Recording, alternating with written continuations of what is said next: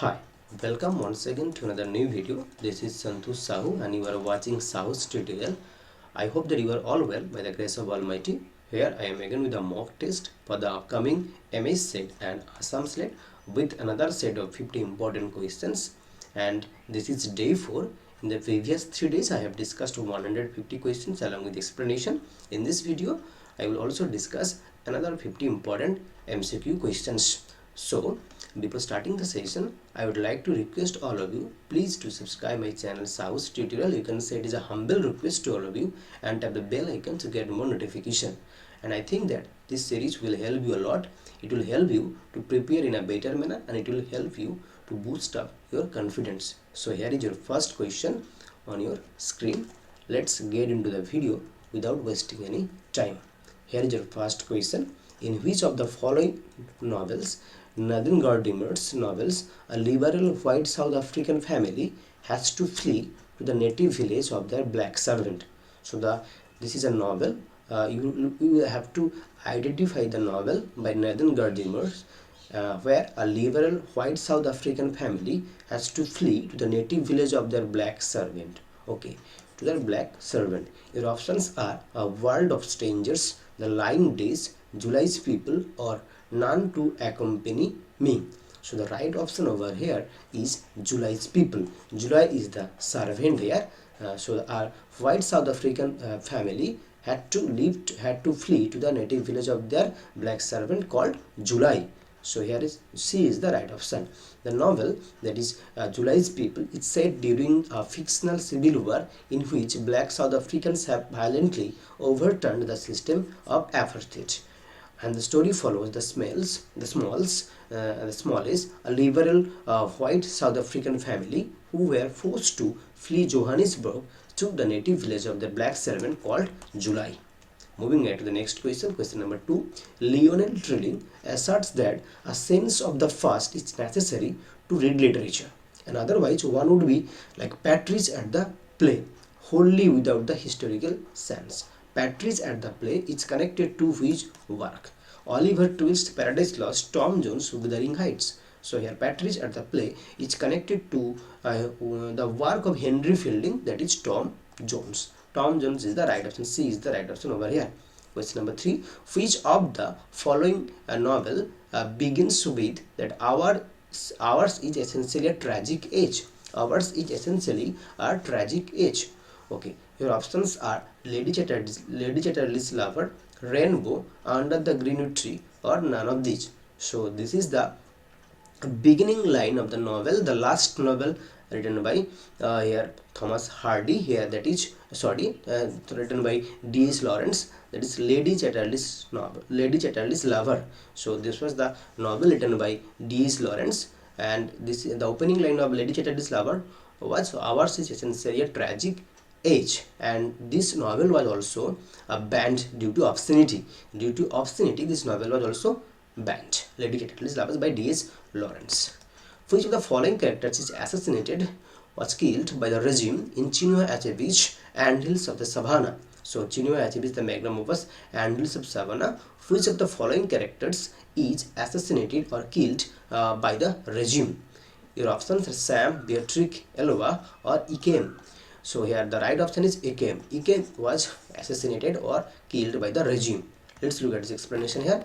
Ikem's speech and his ties to Amazonian protesters quickly result in his murder by the regime. So Ikem's speech and his ties to Amazonian protesters quickly result in his murder by the regime.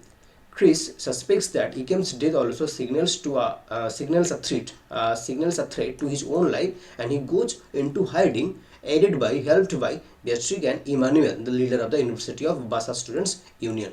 So here Ikem's speech and his ties to Amazonian protesters quickly result in the murder. And T.S. Eliot, question number 5 here. T.S. Eliot compares the evening.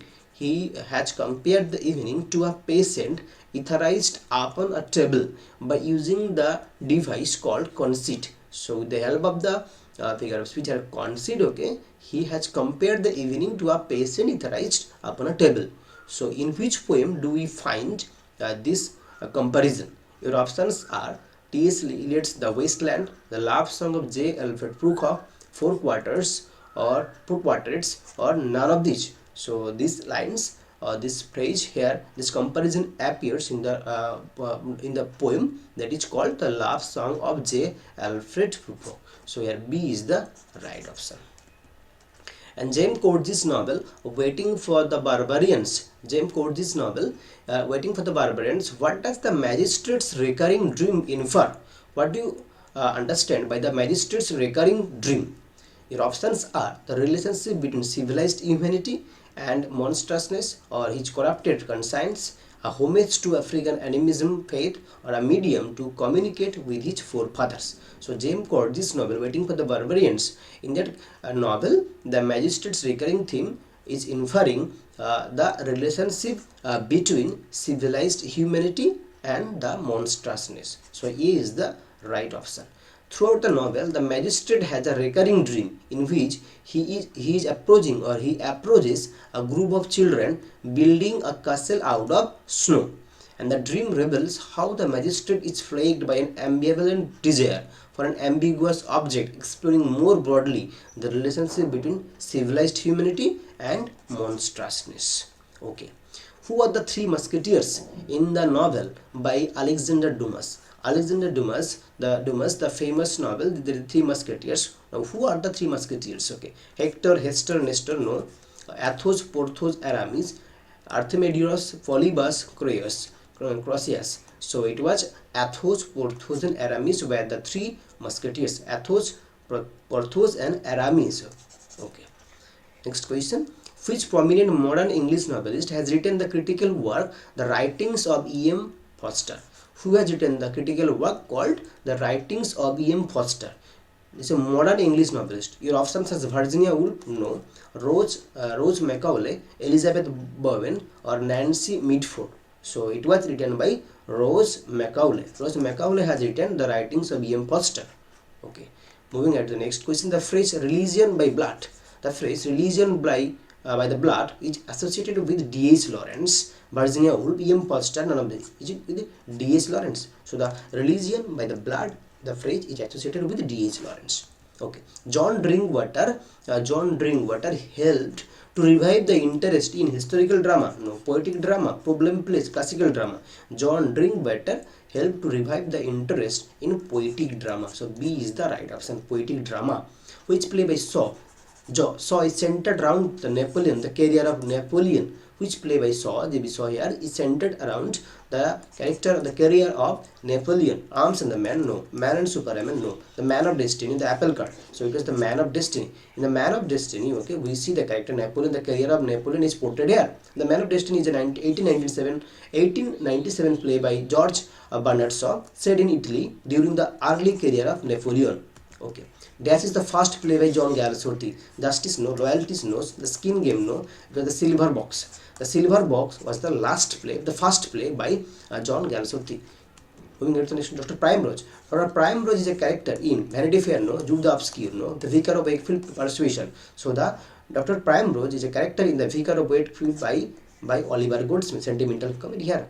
Okay, next question. The Modern Painters is the longest book by Hazlitt, Lewis, Ruskin, Walter Pater. Modern Painters is the longest book by Ruskin. So here C is the John Ruskin's, who has written Unto the Last was also written by John Ruskin. Modern Painters is the longest book by Ruskin.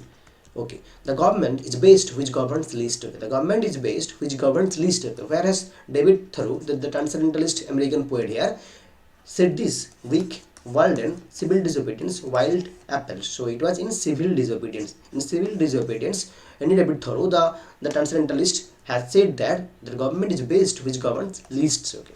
Okay. Who said this? Who said that William Emerson, the New Critic, 7 Types of Ambiguity, published in 1930, okay, has become part of the furniture of any good English or American critic's mind? T.S. Eliot, Harold Bloom, M.H. Abrams, no. So what he is saying that 7 Types of Ambiguity has become part of the furniture of any good English or American critic's mind. Okay, so it was G.S. Fraser. G.S. Fraser. G.S. Fraser. D is the right option. And G.S. Fraser, this work together with his other published essays has become part of the furniture of any good English or American critic's mind.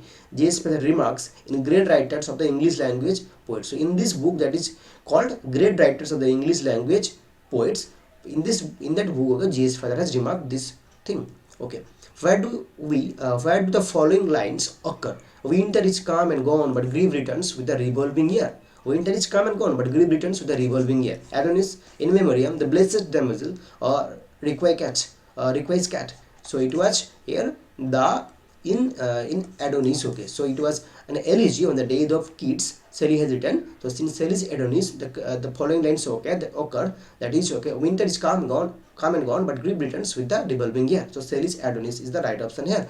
How many numbers of pilgrims? Pilgrims are there in Chaucer Canterbury Tales. There are 29 pilgrims and one narrator. So 29 pilgrims and one narrator. There are total 30 people. 29 were people. 29 were pilgrim and one was narrator. Okay. Okay.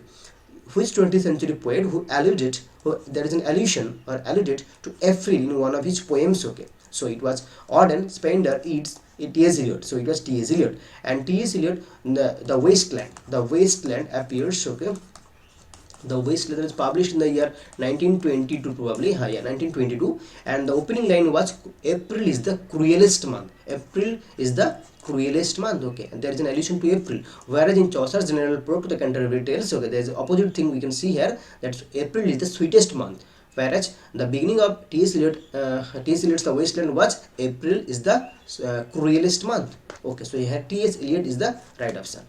When was Look Back in Anger was performed in 1956, 1957, 1950, 1959. So it was in 1956. In the year 1956, Look Back in Anger, John Osborne's Kitchen drama was published in 1956. Okay.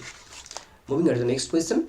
The name of the poet who wrote in memory of William Butler Yeats. Auden, Spender, Larkin, Yeats. It was Auden. Auden has written in memory of W.B. Yeats. Okay. Last question number 22. Who wrote the poem Light Breaks Where No Sun Shines? Light breaks where no sun shines. D. Lawrence, no. Dylan Thomas, Hardy Kipling. It was Dylan Thomas. Dylan Thomas has written Light breaks where no sun shines. Okay. Next question. Eliot's The Wasteland concludes with a word. Latin word, French word, English word, Sanskrit word. So Eliot's The Wasteland, published in the 1922, concludes with the Sanskrit word, and this word appears thrice. That was Santi, Santi, Santi. So this it was a Sanskrit word, that is Santi, Santi, Santi. This appears thrice. 3 times. Okay, yeah. So Sanskrit word. It concludes with a Sanskrit word that is called Santi, Santi, Santi. Okay. Dash is not a character in Jane Austen's Emma. Catherine Morland, George Knightley, Harriet Smith, Frank Churchill. These 3 were characters from Jane Austen's Emma, whereas Catherine Morland is not a character from Emma. Catherine Morland is a character in Northanger Abbey. She is a very kind-hearted woman. Catherine Morland is from Northanger Abbey. Okay, so read by Jane Austen's. Okay. Next question. Thyrsis and the Scholar Gypsy are Matthew Arnold's lyrics, narrative poems, dramatic monologues, These were pastoral elegies. Okay. Scholar Gypsy and Thyrsis, these were pastoral elegies written by Matthew Arnold. Atlanta in Caledon. Atlanta in Caledon is the English version of the ancient Greek tragedy rendered by. So who has rendered Atlanta in Caledon? It was in the English version of the ancient Greek tragedy. William Morris, no. Swinburne, Arthur Hugh Clarke, none of these. So it was A.C. Swinburne. A.C. Swinburne here. A.C. Swinburne's Atlanta in Caledon. Okay. Next question. Love virtue, she alone is free. Love virtue, she alone is free. This phrase or this line appear in which work of Milton? This is just Comus, Paradise Lost, Allegory. So it was in Comus, the mask. Okay, so it was in Comus. This line appears. That's love virtue, she alone is free. Next question. Which modern writer wrote under the pseudonym called Alpha of the Plough? Alpha of the Plough was the pseudonym of which modern writer? G.K. Chesterton, no. Bertrand Russell, no. A.G. Gardner, yeah. It was in A.G. Gardner's pseudonym was Alpha of the Plough. The History of Mr. Folly by H.G. Wells is a biography, short story, an essay, it was a novel. So it was a novel. So the history of Mr. Foley by H.G. Wells was a novel, and it was a comic novel by H.G. Wells, where the protagonist of the history of Mr. Foley is an anti-hero inspired by H.G. Wells' early experiences in the drapery trade. And Alfred Foley, born circa 1870, a timid and a directionless young man living in Edwardian England, who despite his own bumbling achieves contended serenity with little help from those around him. Okay, next question. Graham Greene's Our Man in Havana. Our Man in Havana's Graham Greene, written by Graham Greene, is a satire on religion, spy novels, education. So it was a satire on spy novels. So Graham Greene's Our Man in Havana was a satire, on spy novels. Which of the following of Byron is autobiographical? Manfred, no. The court said no. Child Harold's Pilgrimage, yeah. So it was Child Harold's Pilgrimage is autobiographical. Byron's Child Harold's Pilgrimage is autobiographical one. So C is the right option here. Next question. In which of the following novels did Aldous Huxley attempt to musicalize fiction? Okay. In which work, okay, that's Aldous Huxley has attempted to musicalize fiction? Brave New World, no.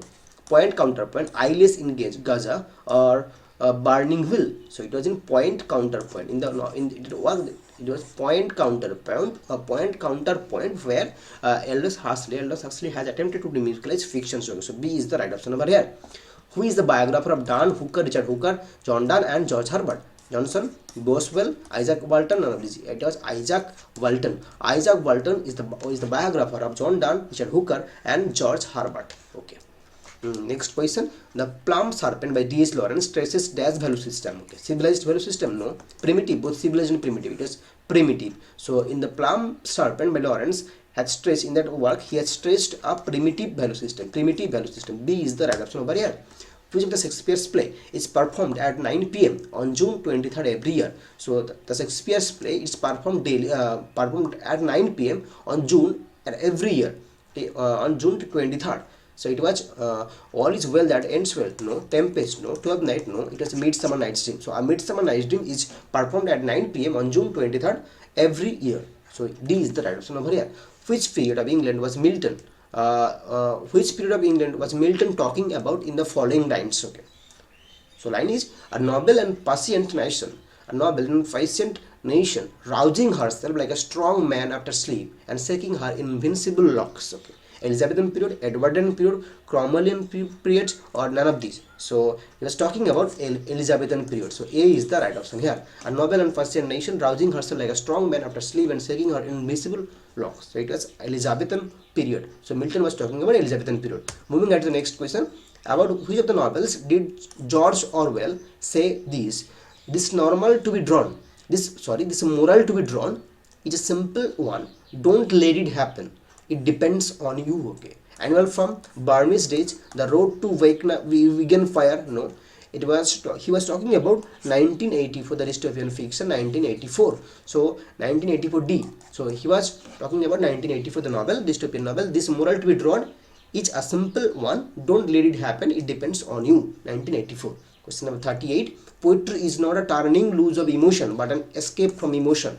This has been said by Matthew Arnold, no, T.S. Eliot, A.C. Bradley, Thomas Carroll. So it was T.S. Eliot has told this line in his work, Tradition and the Individual Talent.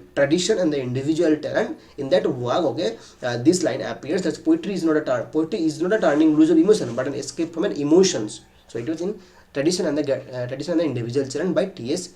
Eliot. Here's question 39. A selection of the language really used by men should be the language of literature. Okay, so it was told in the preface to Lyrical Ballads. It was told by here Wordsworth. Wordsworth has written this word, this phrase, this line here, that a selection of the language really used by men should be the language of literature. It was Wordsworth in preface to Lyrical Ballads. Okay, here is the last question to wind up the session. Here question number 40 is here. Adam Smith's okay, famous work, The Wealth of Nation. The Wealth of Nation is the famous work, the magnum opus by Adam Smith, was published in 1710, 1776, 1737, 1810. So Adam Smith's famous book, The Wealth of Nation, was published in the year 1776. So here B is the right option. So these were all 40 questions I have discussed along with the explanation. If you want me to make video on particular topic, you can write it down, you can suggest in the comment box. I will definitely try to make video on this particular topic. Okay, so thank you once again for watching this video. Please stay tuned with my channel SAHOO Tutorial and tap the bell icon to get more notifications that I will upload in future. Have a great night.